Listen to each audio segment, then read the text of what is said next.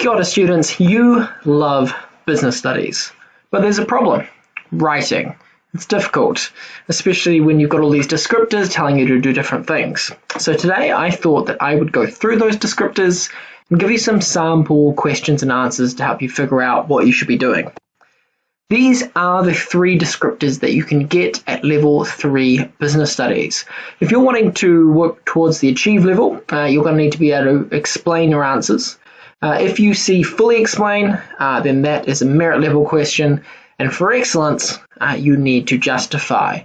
Now you may want to note here that excellence actually involves both fully explain and justify, so you'll need to be able to do both of those if you're wanting to work towards that level of answer. Here is the sample question that I'd like to use for this video. I'll read it for you now. Identify a suitable quality management strategy for Edu Limited. Fully explain one positive effect of the quality management strategy that you have chosen and justify whether this would be more effective than another strategy. So I've made this question up. Edu Limited is not a real business. First thing I want to point out is this first paragraph or this first part of the question here. These are usually done with bullet points. It says identify a suitable strategy. Now identify at level 3 business studies doesn't actually give you any grade. The whole purpose of this part of the question is simply to communicate to the marker, this is the strategy that I'm going to write about. So it's important for that reason, because you want to get the marker on side, you want them to like you. They're people and therefore they can kind of be manipulated, but at the end of the day it's not actually worth any grades. The ones down here are, okay, so this one says fully explain one positive effect of the quality management strategy that you have chosen. So I'm going to look at one of the 5 quality management strategies. I need to fully explain one positive effect of that. Then I'm going to go in and I'm going to justify whether it would be more effective than another strategy. Now, often in the question, they'll give you a strategy that the business is already doing. In this case, I'm going to assume that, as you'll see later on. But let's move on and we'll look at this part here. Explain one positive effect of the quality management strategy that you've chosen. So, what does an explain level answer need to do? Well, it needs to state the answer to the question given. In this case, what is one positive effect of the strategy I've chosen?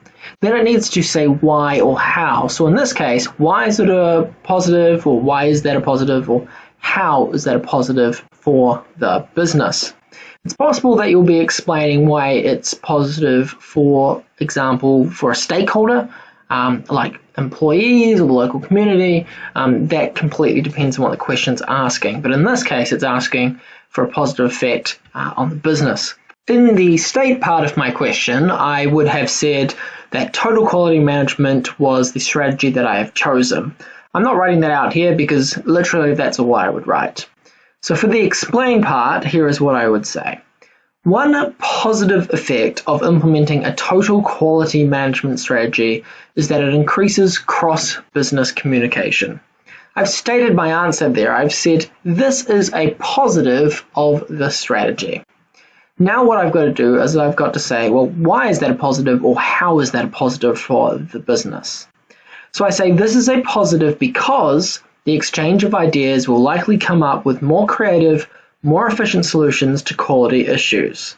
At that point, I've explained and gotten myself to achieved level because I've said this is the advantage or the positive, and this is why or how it's a positive for the business.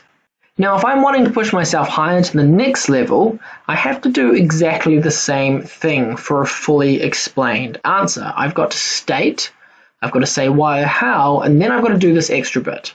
I've got to give the impacts or effects of this for either the business or a relevant stakeholder. Depends on the question. In this case, it's for the business. So all I have to do once I've got explained, and I want to push it to fully explained, is give these impacts or effects. Now NZQA likes us to give 2 steps in these impacts. So when we're giving an impact, we want to say like, this is the impact, and that will mean that there's this further impact. So let me show you what that is going to look like.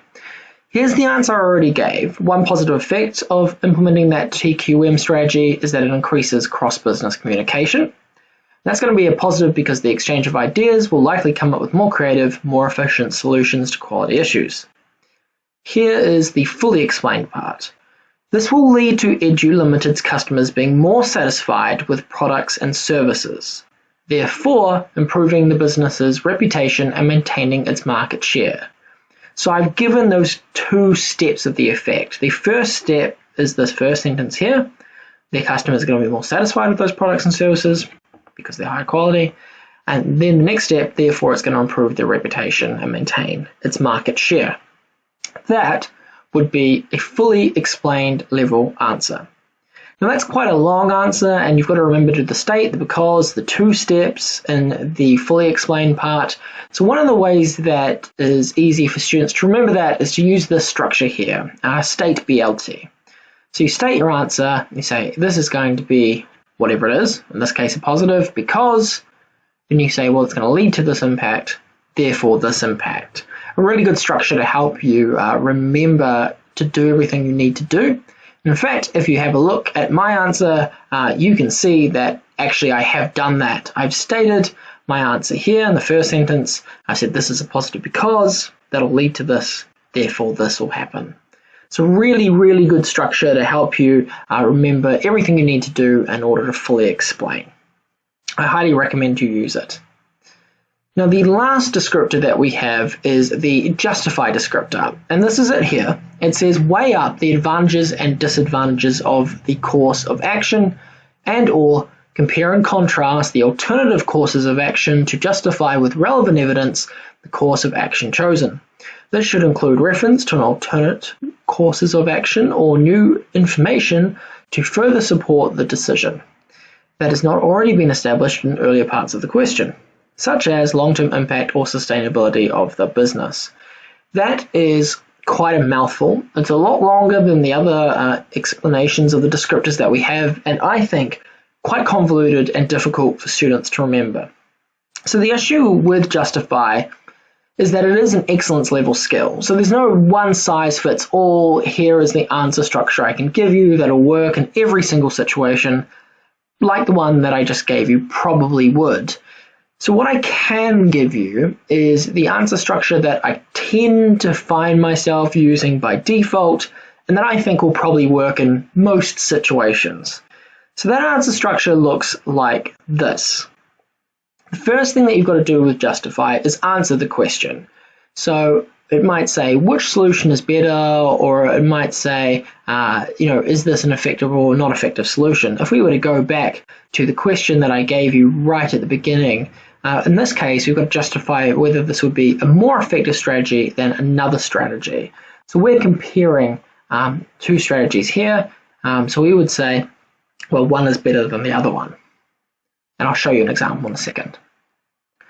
Secondly, I would use new information to explain why this is correct. So why, in our case, it is a better solution, or in another question, why something's effective or not effective. So new information means we've got to give something that we've not already used in the answer before now. It can't be information that we've used in our fully explain or any of our explain or state parts. Now that can be quite difficult, and students often struggle to figure out where to get this information. Where you want to look is you want to look in the sort of case study scenarios. They give you little boxes in the examination papers that are full of information about the business or what's going on for the business. So you want to find something that's either going on for them right now. That means one solution is going to be better than the other. Okay, so it might be that they've just expanded and they don't have much money, or they're trying to break into a new market or something like that. Or you want to try to find something about maybe one of their goals. Maybe they want to be sustainable environmentally or something like that. So that's the kind of new information you're looking for. You're looking for something like that that's going to back up your answer. And this is why it's really important to plan your answer out in advance. And if you're not sure how to do that, then I suggest you go take a look at my approaching examination papers video. Once you've got that new information in there and you've used that to explain why you're correct, you need to reference the other option. In our case, we're saying why one solution is better than the other one. So we're going to say, well, this one's better. Here's my reason why, and here's here's why it's better than the other one. So the other one's not as good because either it doesn't do something that our solution does, or it does do it but not as well for this business, or it's not in line with the business's goals, or something along those lines. This is specific to level 3. You do need to make sure you're comparing and contrasting, which means you need to reference the other option or what else is given. Finally, I like to give an effect of the justify answer I've given. So an effect of choosing the solution just to round out my answer. So here's my answer. You can see that I start off with number 1, stating the answer to the question. I say a TQM strategy would be more effective for Edu Limited than quality control. So either the question would be asking me to give another strategy, in which case I'd be coming up with quality control by myself, or that it would be saying something along the lines of they already do quality control.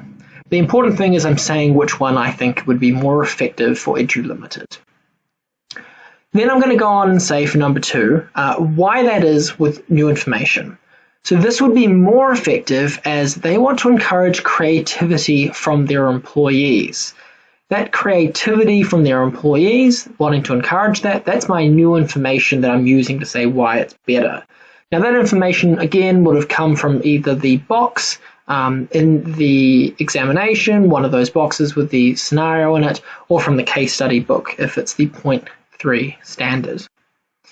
At the moment I've sort of done similar to an explain level answer. I'm going to go on and then I'm going to reference the other option. I'm going to say the other solution, quality control, would focus on identifying issues and stifle any creativity. So I've said, well, TQM is better. Why? Because with new information, they want to encourage creativity, and then I've gone on and referenced the other option. The other option, quality control, is not going to do that. In fact, it's going to do the opposite. It's going to stifle creativity.